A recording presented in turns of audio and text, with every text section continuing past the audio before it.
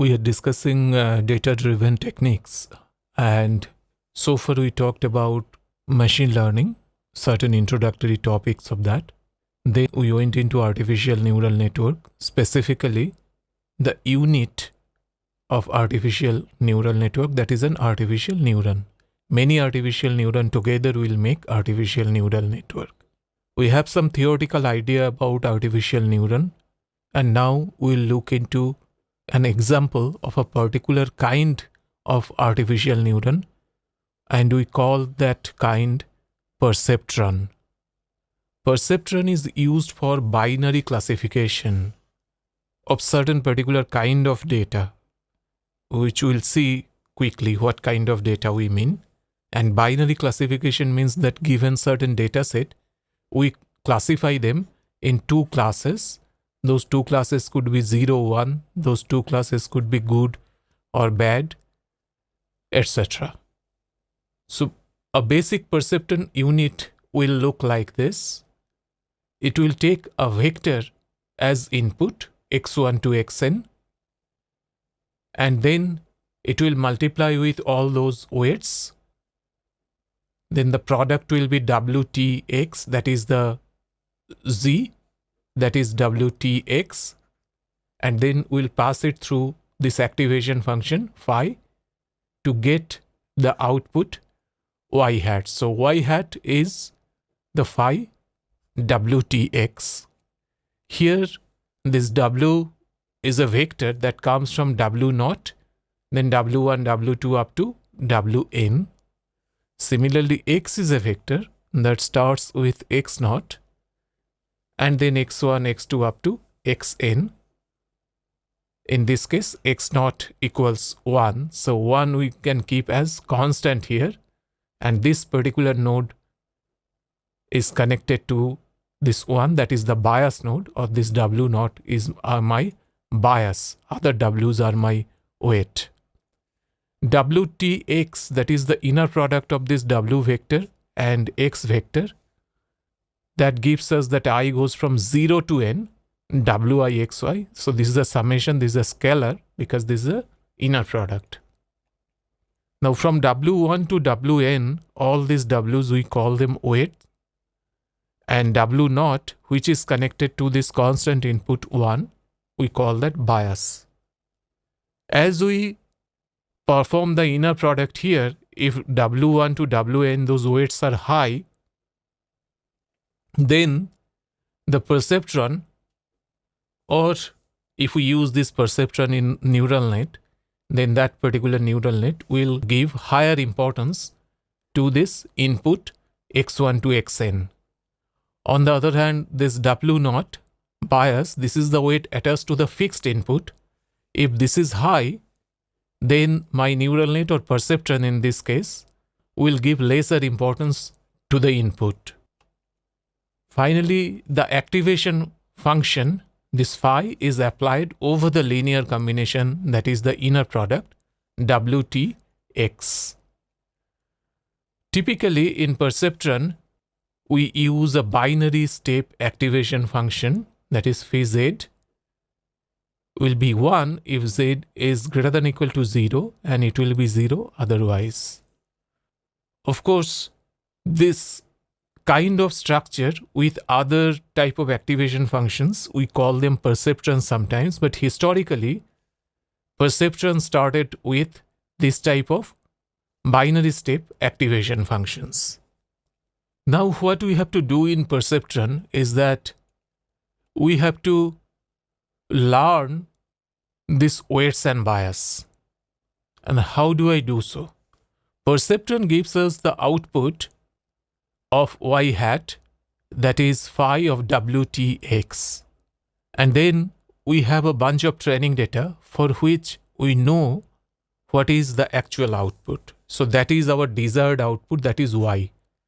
Perceptron output, that is the estimation, that is y hat, and our desired output from the training data is y. Depending upon the difference between this y hat and y, we will find the optimum value of w0 to w1. So the perceptron learns What does it learn? It learns the good value or optimum value of W0 to Wn. How does it find it? It finds this appropriate value of this W vector by minimizing the difference of actual and desired output. So our goal is to minimize the difference between this y hat and y from the training dataset. So training dataset is the known input-output pair. In training dataset, I know the x, I know the y.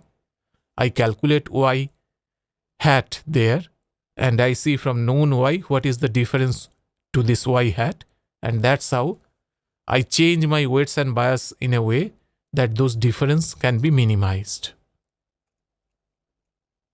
Artificial neural networks, of course, contain a repetitive interconnected network of artificial neurons, and artificial neurons could be of several types, as we have discussed before also. Perceptron is one type of artificial neuron. In this lecture, we are not looking at artificial neural network. What we are looking at is the perceptron only and how it can be helpful in classifying data. Once we understand unit cell and how does it work like perceptron, then it is easier to understand that in a network context, how the entire system, entire artificial neural net will work. So let us take a simple case here. We have a perceptron with one input, that is x1. So we have this input as a vector x0, x1 and transpose. So this is a column vector. But we have taken this x0 equals 1. Therefore, it is simply this one input x1. So this is a scalar input, but we are writing it in a generic manner, writing it as a vector, that is 1 and x1. So now my perceptron output will be phi of z, and z here is this w0 plus w1 x. So that means this is the wtx, this is the inner product of this w vector and x vector. W vector is w0 w1 transpose, x vector is x0 x1 transpose. So here we have the inner product, that is summation of wi xi, I equals 0 to n. Here of course n equals 1 only because it goes from 0 to 1. So this is w1 w0 x0 plus w1 x1.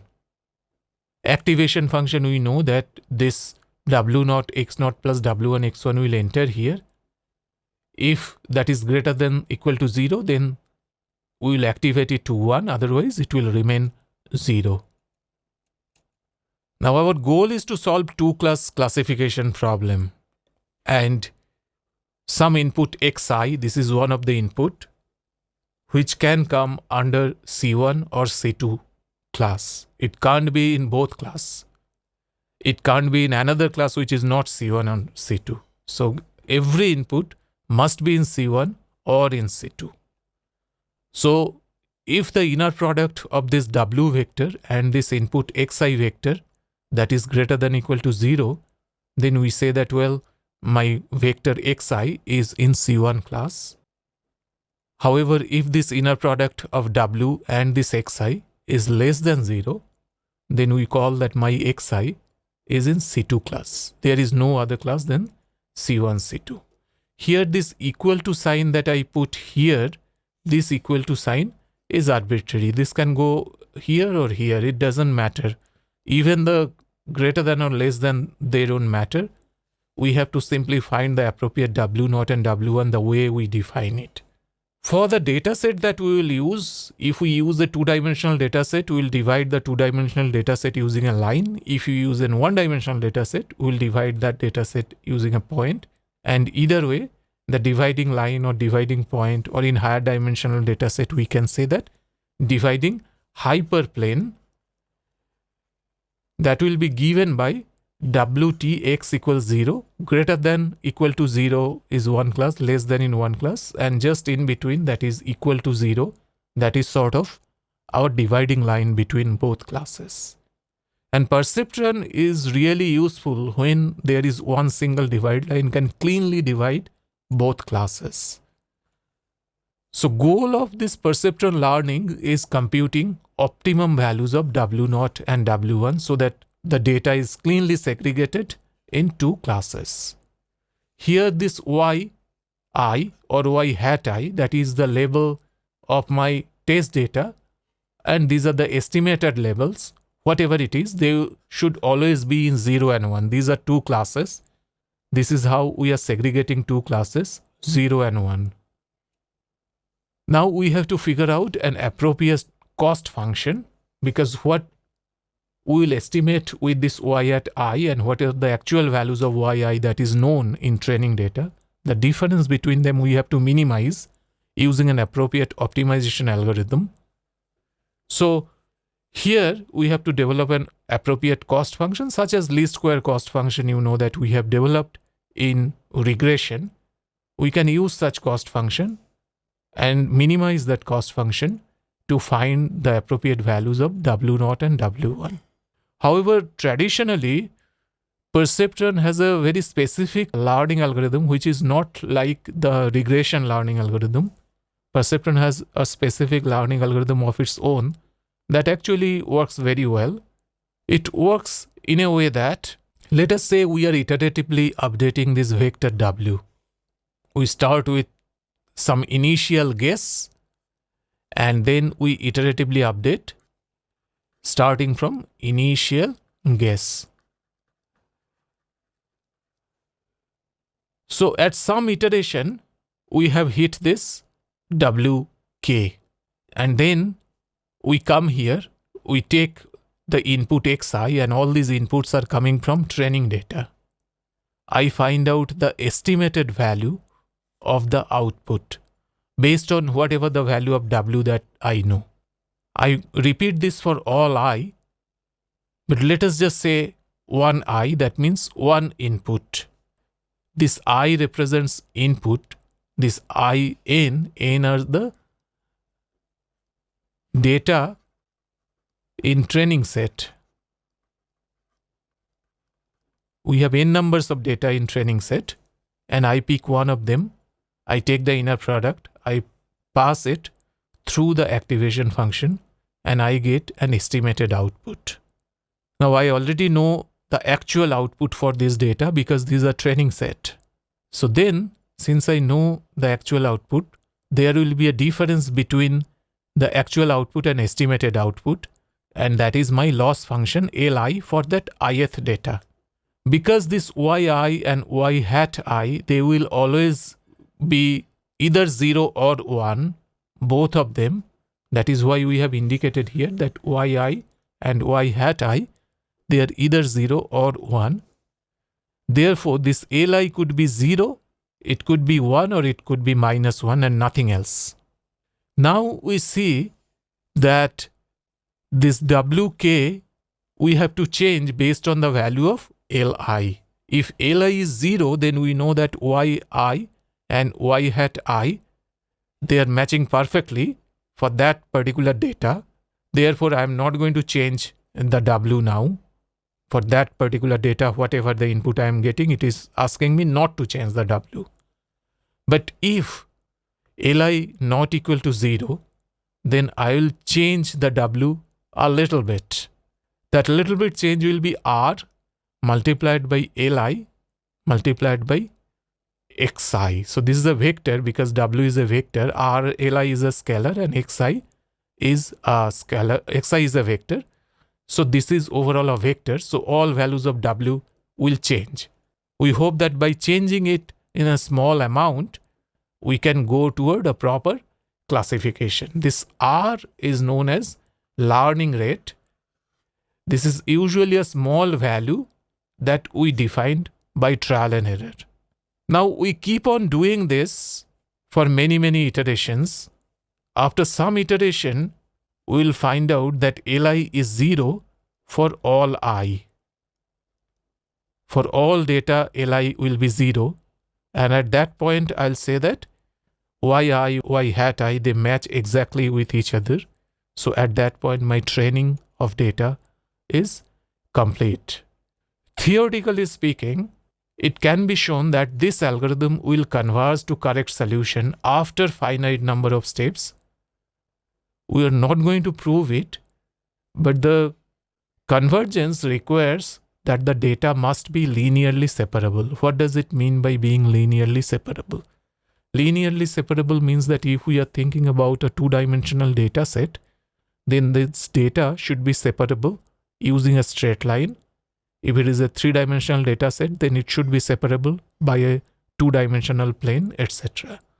If it is a one-dimensional data set, then it should be separable by a point.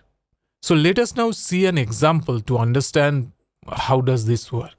So here we have this table. In this table, I am working with certain propellant, and this propellant with time, the shear strength of the propellant decreases, and then at some point we'll say that this propellant is not usable. We have done certain testing and measured the shear stress, and based on that we have this data set. We have seen that when the propellant age, that is in weeks, they are in this second column. We have 10 different test results. So propellant that has aged for 15.5 weeks, we see that that is failing in our test. Similarly, 23.75 week, that is also failing in our test. 8 weeks, that is passing our test. So on and so forth. So we have this data set. Here we have the age of propellant in this column, that is the second column, and in third column, that propellant will pass or fail. Now let us first put this point here. Here I have my x, that is propellant age, and y is only 0 and 1 because this is binary, only 0 and 1 in y. We see that some points are in 0, these are the pass, and some points are in 1, these are the fail. And here just visually, if we look at this data set, we see clearly that there is a demarcation between them. So there must be one point in X that can clearly separate these two data. In fact, it will be more than one point, as we can see that there is a difference between this. I have one data here, next data here. So anything in between, anything is this zone. If I select an X in this zone, then that will separate the data that will pass and the data that will fail. So that gives us what we call is a decision boundary. So here it looks like that this green line could be a point of separation. In fact, there could be several other green lines. This is not the only one. There could be several other green lines, and we call this decision boundary.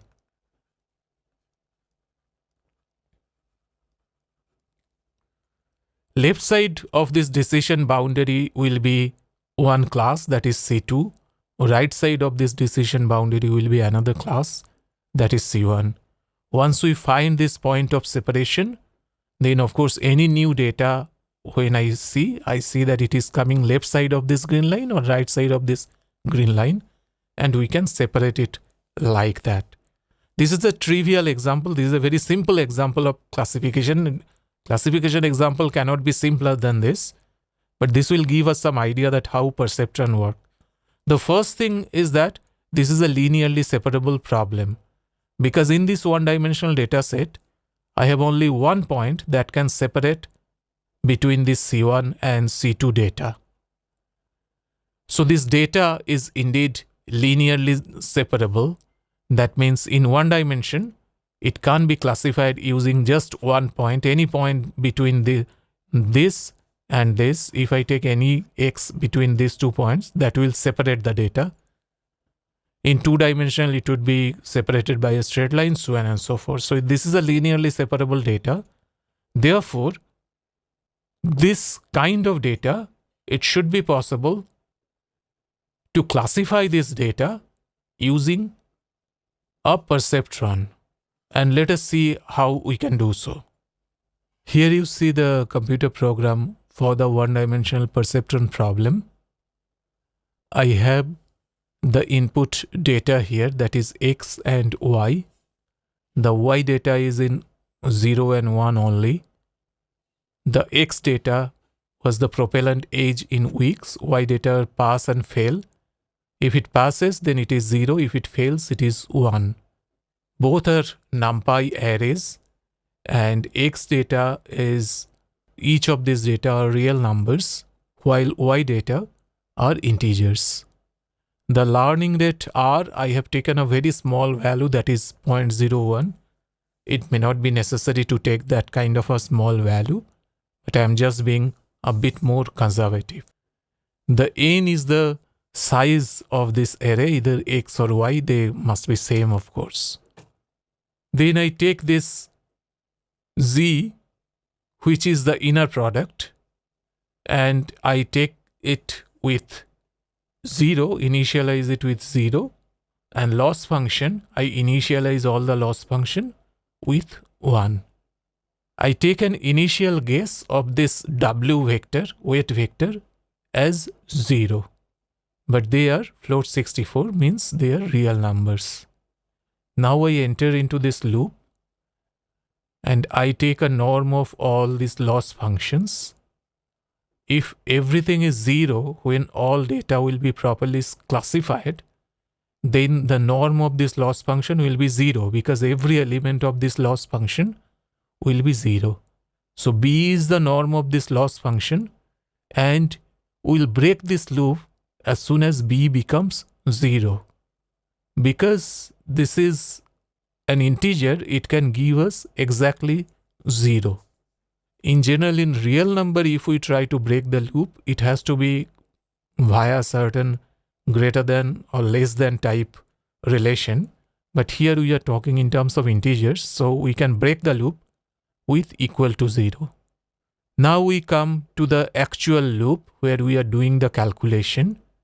First I calculate the Z, and Z is W0 plus W1x, and then Y hat I calculate via this activation. This is my separate function. Whatever the Z I calculate, I pass it through activation. Now I have this loss function Yj minus this Y hat.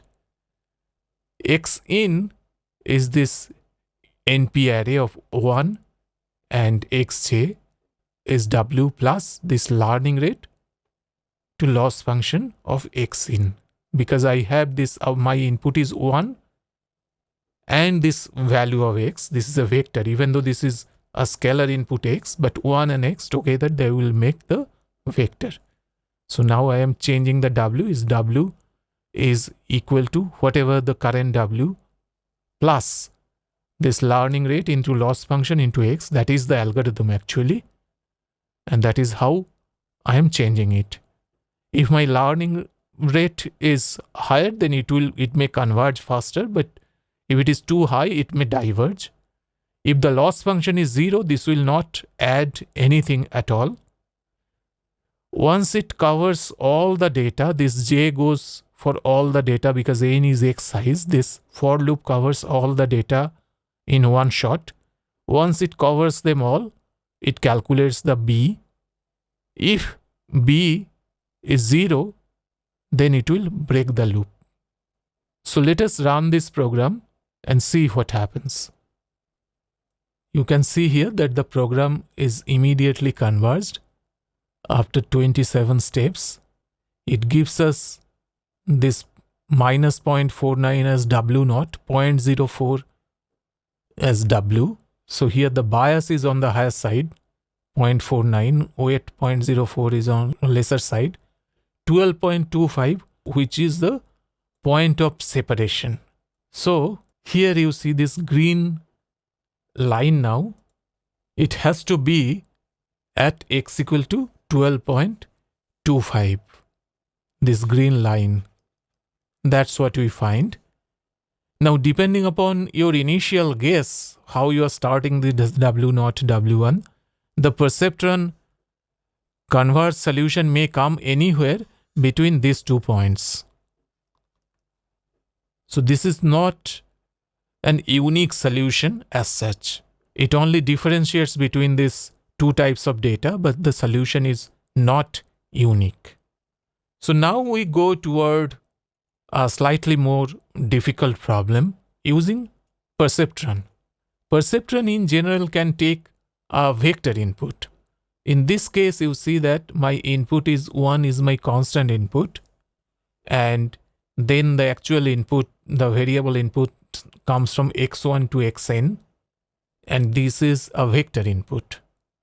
And so this x vector goes from x0, x1 up to xn. This is the input. Here this x0 is equal to 1. So we will use the training data now to find the necessary weights and bias, which will be W0 and W1 to Wn n plus 1 weights and biases.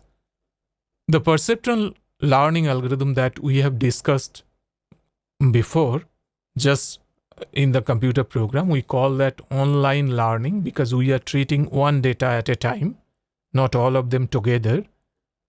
We are changing W based on one data, but in regression, we are doing it differently. We are taking the entire data, we are creating a cost function, then we are changing the weight. So that is something we call offline learning, which we have seen in least square regression. So here we go toward a two-dimensional type perceptron. And now it's the same propellant problem, but we have brought one more parameter here. Here you see that propellant, it is passing or failing is the strength test that comes in this fourth column. Pass is 0 and fail is 1. Then we have this second and third column. They are giving us two conditions. So this x1 and x2, they are my input. So these inputs are in column 2, this is the age of propellant. And during this time of week, what is the storage temperature of propellant? That is in my column 2. So age and storage temperature together will determine the shear stress. So how long I have kept the propellant and at what thermal condition I have kept the propellant, depending on that, the propellant will pass or fail the shear stress. So the input data or feature here is this vector x1, x2. Output data or the label y, they are categorical, 0 and or 1. That means pass or fail. If I plug in all the data here and I put here, these are my x1 and x2, I see this green and red line. These green lines are pass and red lines are fail, and we can clearly see that between this green and red line I can draw a straight line like this blue line. There can be another blue line. This is not an unique separation, but this is our separation. And here this green points are the passing points, red points are the failing points. Between this pass and fail, we can have a separating line, which means that the data set here are linearly separable. Therefore, this decision boundary should be given by this WTX, because this side is WTX greater than 0, this side is WTX less than 0, WTX greater than equal to 0, so to say, that is 1, and here WTX less than 0. So between this, I can plug in this WTX equal to 0 that can come between them, or it may touch the red points, but that is anyway, that will give us a boundary. Touching the red point maybe, but it will give us a boundary, and that is our, what we call is our decision boundary. And we should be able to find this decision boundary from perceptron. So let us see how we can find it. So here we have our computer program for this two-dimensional data set. You see here the x1 is the age of the propellant in week. x2 is the storage temperature of the propellant. Y is the pass or fail. The 0 means here that is pass and 1 means fail. The learning rate, once again we are keeping it 0.01. Activation function is also same. If z greater than equal to 0, the activation function will return 1. Otherwise it will return 0. loss function I have taken, this is np1s, that means I have taken an array of 1 of size n. N is the size of this arrays of x1, x2 or y. And now I'll have w, not w1, w2. So w is a 3-dimensional array and I have initialized them as 0, 0, 0, all 0 I have initialized them, then I'll iteratively update them. The idea once again is same. Here we see that this b, which is the norm of this loss function, when b will be equal to 0, will break the loop. Now I am coming over this data. I have n numbers of data here. Those are my training data. The n is the size of this array here. So these are my training data. And my z is w0 plus w1 x1 plus w2 x2. The y hat, which will be my output from the perceptron, is if I pass this z through this activation function, I'll get the y hat. Now I will plot it. So these are the prompt only for plotting. So don't bother so much about it. The real thing is here, my loss function is y and y hat. I know the actual output. Y hat is my estimated output. Actual output is given here. I know that because these are my training data. Once I have my loss function, I come and make this array x in that will take 1, that is the constant input, x1 and x2, 2 inputs.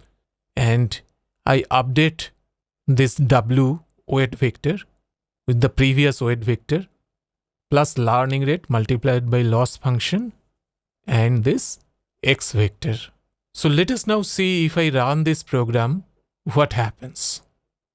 So you can see that the program is running.